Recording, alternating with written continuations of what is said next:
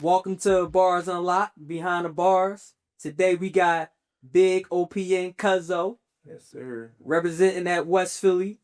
56th Street to be exact. Mm-hmm. How you been, bro? Straight, man. I'm good. Chilling, What you got going on? Man, a lot of music going on. You know what I mean? Okay. Go hard, keep grinding.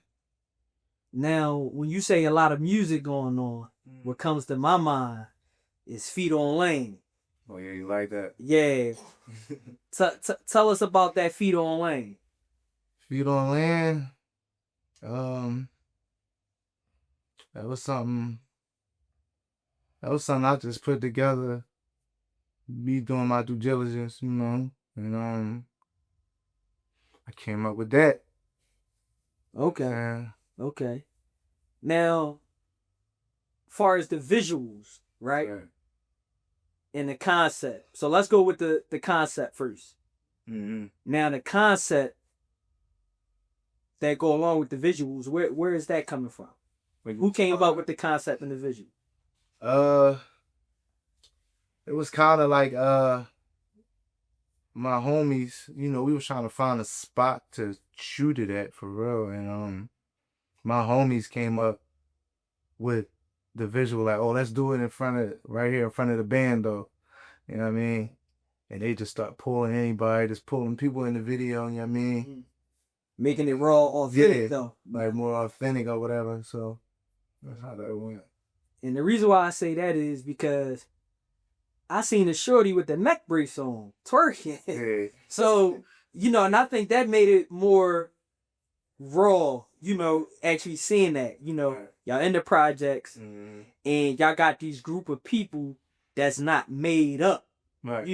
It's like they just walked out the house, like a regular day, and this is how it is. Like, so if I walk to 56th Street, if I walk to where you was at, any given day, I would see these group of people that was like this, and I really like that. You know what I mean? Yeah. That brought some real visuals to the video. Yeah, everybody was bidding about the chick with the neck brace. Yeah. She ain't really want to be in the video for real, you know what I'm saying? But she got in there. Yeah. I couldn't tell if she could have like, hold up. Saying, I was telling my man, chill at first. I'm like, chill, man. Put her in the joint, like, you know what I mean? But, no, we in the projects, like, you know what I'm saying? So, she just got in that thing, you know what I'm saying? And Joan definitely was the bid, though. So Feet on Lane, the lyrics, right? Yeah.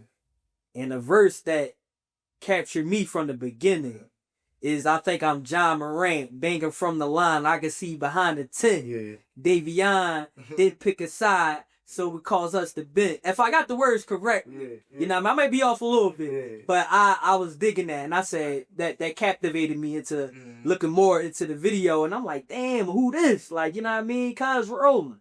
Right. You know what I mean? So the lyrics that's in Feet on Lane, what inspired you to write them? To write them? Well, I come from an era of bars for real, so it was like, you know what I mean? Because a lot of rap be like kind of dumbed down today. Like, niggas don't really be saying nothing. So, you know what I mean? So, I come from an era of the rap DVDs and all that. So, I be more big on bars, but I be trying to dumb it down to keep it like right in the middle. You know what I mean? Right. So, I be trying to, rap kind of on the level of how young niggas is rapping now. You know what I mean? Like, dumbing it down and also keeping it kind of bars. You know what I mean? For the older people that want to listen to it. So I try to keep it right in the middle. You know what I mean? Okay. But I really prefer like spitting bars and metaphors. You know what I mean? Right. Yeah. So you mentioned the DVD era. Yeah. Right? And that's where you pull from. That gave you that inspiration, that start. So name some of the DVD cats that you was listening to back then. Shit, Meat, Quilly, Joey Jihad, Cheek Raw, Vodka, Wow. yeah, Bricks, NH, Frank with the Grip is gone, Reed Dollars, Eddie Mars, a lot of them. That's a lot. Naming the guys, Yeah. naming the guys. A Yeah. lot of people, man. That was definitely in a definitely K Dot. K Dot. K Dot. So you listening to them cats, them DVD hero cats, right? Mm-hmm. Who else in the city that you also listen to that inspired you? You know, and Shit, Beanie Siegel. Okay. Yeah, Beanie Siegel, my favorite rapper.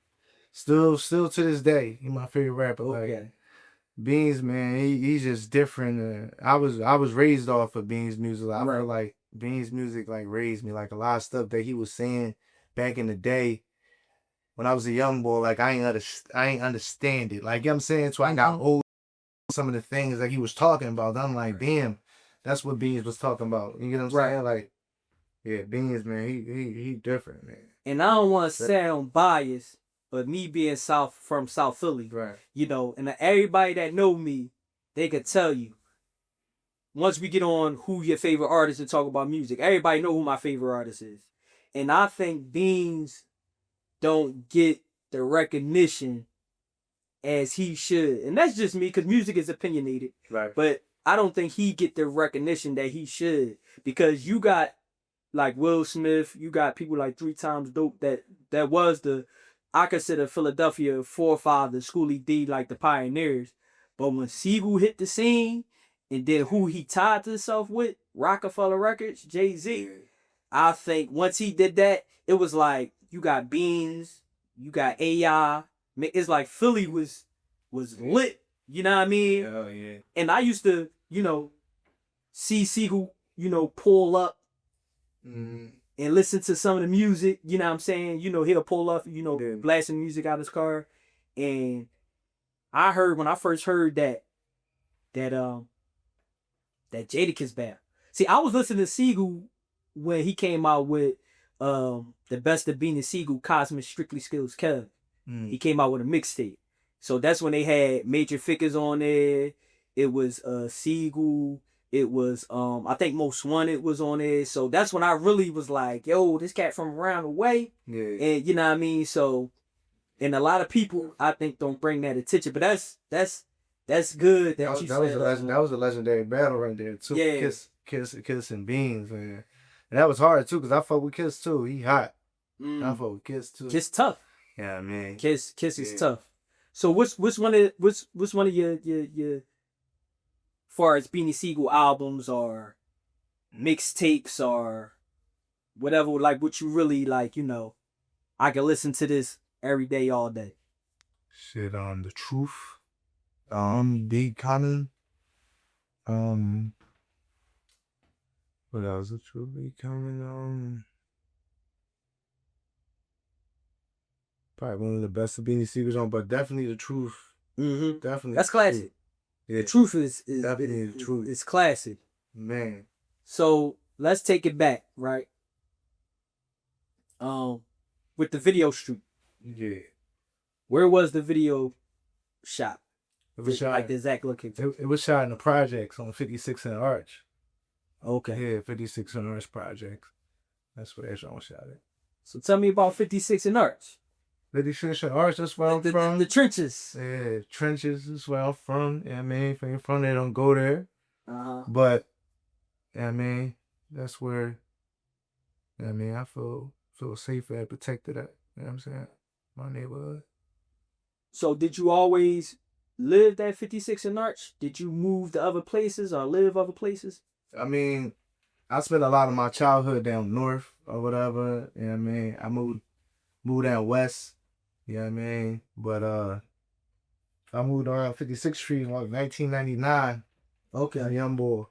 But yeah, I spent a lot of my childhood down north. My mom is from North Philly, my pop is from West. Okay. So my mom was heavily down north, like, you know what I mean? Heavy down north, like. Okay. So I ain't really, like, as a child, that's all we was really at, was like North Philly then. You know what I mean? Once we moved to 56th Street, that's when I kind of like jumped off the porch and started running around down there. So I kind of had like the bust of both worlds. You know what I mean? Right. Right. Now, North Philly. Where in North Philly did you live? Like 26 in Cambria, Somerset, Lehigh, and all that. Okay. Like around that area. How was it growing up in North? North, I mean, it was fun. North is fun, man. Fun. North is like treacherous.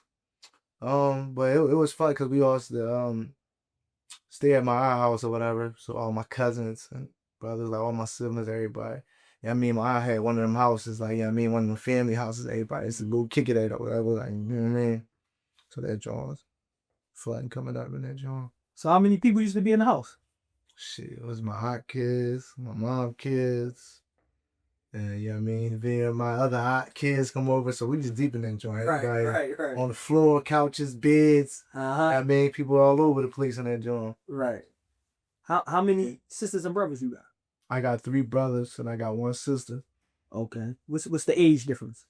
My older, I'm the second oldest, so my older brother, he 3 years older than me. My younger brother, he 4 years younger than me. And my sister, like my sister like 26 or something like that. She probably like 8 years probably younger than me or something like that. Okay. Now, transitioning from North to 56th Street. How did you live anywhere else, or they was the only 2 spots you lived? I mean, we lived down west in 46th Street projects down West Park or whatever, and How was it like? Was it like growing up in the?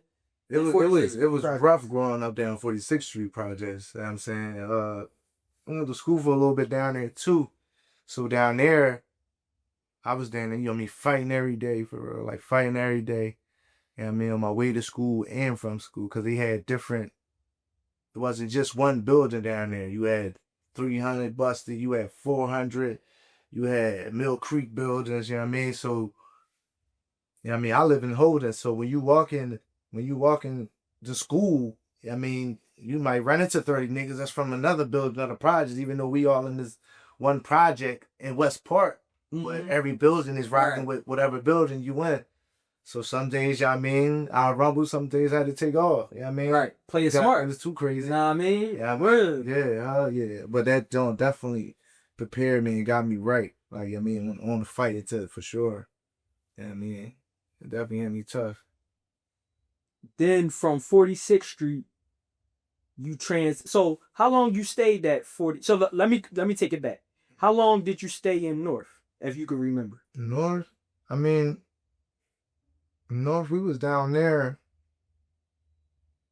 Like most of my I said probably from when I was born to probably about 9. My mom always had an apartment down 46th Street in West Park, but we never played out there. You get what I'm saying? We never kicked it out there. Like, you know what I mean? Okay. So the summertime we'd be down north the whole time. Okay. The whole summer. Then when school start, every weekend we going down North Philly. You know what I mean? Okay. So I never really do too much down in West Park 46th Street. Like, I mean, unless I was playing on the floor where I lived at with people that lived on the floor or whatever, but I ain't never really kick it outside. It was like, and it was the 90s, so it was wild. And like, you know what I'm saying? It was, yeah, the 90s, it was different era. Yeah, it was a little different then.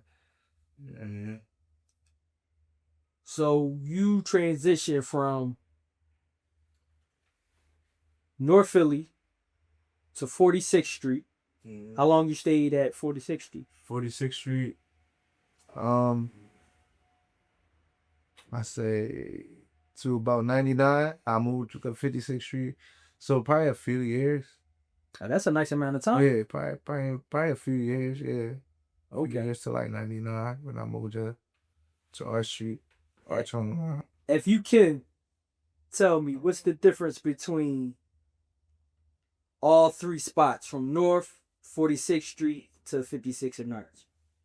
I know they was all 3 different phases of your life, but what's the like? What would you could say like the difference? I say North was, it was rough, but it was fun. Like, you know what I mean? It was fun down there. I mean, I did some fighting down there too. My cousin used to come to the crib, come get me to go outside and fight somebody with somebody messing with somebody or something like that. 46th Street, it was rough down there. Then by the time I got to 56th Street, I was already like when it come to fighting. So when I got up there and started going to school up there and stuff like that, I was already on it. Like, I mean, so when somebody was acting like they was a bully or something, I was ready to fight. How did that situation affect your mom and your family? My mom, she was messed up about it. She was kind of like historic about it, like traumatized or something, like, cause that was her first son. You know what I mean? And, you know what I mean, she ain't never experienced nothing like that. So, you know, once the cops ran in her house and stuff like that, and was looking for him, she didn't know was he shot or anything, because, you know, they ran in there, was like, we're looking for your son. We don't know if he shot or not. Because when he had shot the cop was, you know, threw some shots back or whatever, you know what I mean? So he was going, you know, hiding for a couple hours and ain't found anybody there on the spot. Okay. So when did they notice? When did y'all notice that he was okay? He was all right. I mean, once cause that joint was all over the news and everything. So once they found him, you know, it was breaking news. It was live. So once they found him, we know he was cool. You know, they roughed him up and beat him up. You know how the cops do. Yeah. Yeah, I mean, so that's when we know he was cool. You know, it's a shock. Did you ever talk to your brother about the situation? Yeah, I did. I mean, cause I was kind of mad. About the situation. I'm like, damn, why the fuck that nigga do some goofy shit like that? And it was basically like, you know, he was gonna kill me. Like, it was either me or him, cause we had our encounter with the cop a week before that. Well, a week before that, you know what I'm saying? The cop had jumped out on us one morning and, you know, was tripping off. And he was a young cop himself. And me and my brother was 20, he was 21. So he was like a reckless cop, you know what I mean? He was like reckless. I mean, he wasn't even holding a gun like a professional cop. He, you know, waving it like a nigga in the streets. You know what I mean? Talking this shit, man, don't move, I'll shoot you in your head. You know, acting crazy. So I ain't even thought he was a cop at first. I thought he, you know, was faking it or something. You know what I mean? Was this the cop that got shot in the face with a shotgun or something like that? Yeah. That was Wow. He was like light skinned or yeah, a little Puerto Rican cop. He had got shot in the face. He they, you know, they labeled him a hero and all that. Yeah, took a picture with Michelle Barack Obama and all that stuff like that. Wow. I mean, yeah, upgraded him to highway. So when I used to see him, I used to hide from him. You know what I'm saying? I used to hide from him because I didn't know what his mindset was on. I thought he was probably trying to kill me or something. Because when my brother was going to court, you know what I'm saying? And I was going to court for my brother. You know, he was in there and he had walked up to me when I was on my way in the courtroom, like, you know, like angry, his fist was balled up, like we was face to face, like we was ready to fight. And I'm like, yo, go ahead, what's up with you, bro? You know what I mean? So I didn't know what he was on. So when I used to see him ride past, I used to be like literally like ducking and hiding from him. Like, this nigga probably gonna try to shoot me or something, and try to say I had a gun. You know how these cops do, they dirty. He wound up being dirty. That's what I heard. He got locked up or something, right? Or something happened to him? Yeah, I heard. He was dirty. Yeah, he was wow. dirty. So that's why your brother like, look, he gon' off me the way he playing. Yeah. Wow. He was dirty already. He killed a couple people after that happened. He killed a couple people. What? He killed, cop? Yeah, the cop boy. He killed people like three people or something like that. 3 or 4 people. He was on some weird stuff like. He was a young cop too, wasn't he? He was young, yeah. But he tried to say, oh, since my brother shot him, that's why he you know, was in the mental space he was in and how he was acting, like, you know, trying to make it an excuse. Yeah. So did that around that time, Cause you was doing music around that time, right? Yeah. Like you was you my brother, serious? my brother was the reason I rap for real. Like I ain't really cared for rap for real like that. You know what I mean? My brother, he used to rap, but he didn't rap, but he used to play around rapping because a lot of his friends, or a couple of his friends was rapping. Like he knew Bricks from Touch Money. You know what I mean? Okay. They did a bid together in Glen Mills, so they was kind of tight. So a couple of his homies was rapping, and one day he was rapping. When he used to rap, he used to talk shit, like trying to bust on you. That's around like, battle rap days. Yeah. So one day, you know, I'm like, man, I shut this nigga the fuck up, man. And I came up with something in my head and I said it, and that joint was hot. You know what I mean? Everybody was laughing, everybody fucked with it. And he was like, yo, bro, you should start writing. You should start writing. So I start writing and whatever. Then every time we'd get around somebody, I mean, that rap or any type of battle raps, like niggas in the circle rapping, he always tapped me, yo, bro, spit some shit. And I used to be like, no, man, no, because I was nervous at the time. Like, I didn't want to be put on the spot. He used to be mad, like, man, you bitching, bro, spit some raps. You know what I'm saying? I ain't had that full confidence yet in myself. Yeah. You get what I'm saying? So he boosted your confidence, yeah, and your ego, yeah, because he see the potential and he know like, yo, little bro actually got it. right. Okay. Now that gonna lead into my next question though, because besides Feet on Lane, which I really like, you got C and Z's. Mm-hmm. So tell me about C and Z's. Where the concept of that? C and Z's, that was a song like I ain't really like put no effort into it, and that's the crazy part. Cause I was like, man, cause it'd be hard for me like to try to dumb a rap down because, yeah, I mean, I don't come from that era of how niggas be rapping now. So I'm like, damn, let me try to dumb the joint down and not try to spit too many bars or metaphors on it. Like just try to talk on it. Mm-hmm. You know what I mean? So I did that, and that joint like actually had a little traction behind it because, yeah, I mean, it's what niggas is talking about. You know, niggas talking about ops and, you know what I mean, stuff like that. You know what I'm saying? Because I come from an era for real, you know, like, niggas don't be speaking on stuff like that. Like, you know what I mean? Street stuff. You ain't got to, what's understood ain't got to be said. Right. Exactly. You know what I mean? So I wasn't really with all that, like, dissing and all that type stuff. Like, you know what I mean? Yeah. So with your squad and the people that be around you, right? Mm-hmm.